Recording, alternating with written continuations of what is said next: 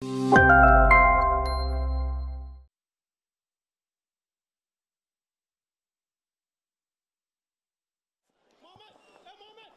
بسیار هم خوب. اینجا پرتاب رو به داخل جریمه ارسال میکند. فرصت پیدا میشود برای جورج، اما ببینید که چگونه موفق نمیگردد. استفاده میکنند.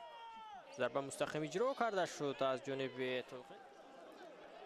فرصت پیدا میشود برای دسته پنچر و بسیار هم خوب بازی میکند و همچنین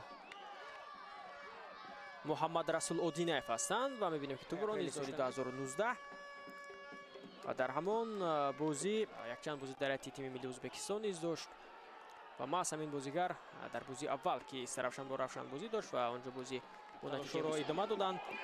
بهری زدن گل در قسم اول و موفق هم نشدند و مکنون در قسم دوم ما انتظار گل خواهیم بود. حالا اینجا گل زدن و من در هر یک بازی که سرافشان دارد اونجا ما مخلصان این تیم رو میبینیم. فرصت پیدا میشه از اوت برای بازی در آورد. فرصت هست برای بازیگران دسته پنچر. پرتاب بعد داخل جریمه گاه فرصت هست و تو با تیری دروازه برمیخورد. چگونه امکانیت بود اینجا.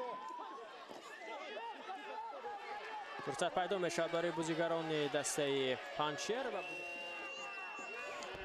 پرتاب به داخل جریمه گاه ارسال کرده شد. فرصت هست برای بازیگران دسته پنچر و گل.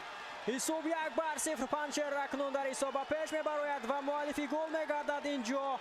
حسن بوی قهاروف در دقیقه 84 واخوری پنچر در حساب پیش میبرد. بعد از لحظه تکرار متوجه میشیم که چگونه پرتاب اجرا کرده شد و چگونه بوسن از میان دفاعگران سرافشان توپ را وارد دروازه این تیم میکند.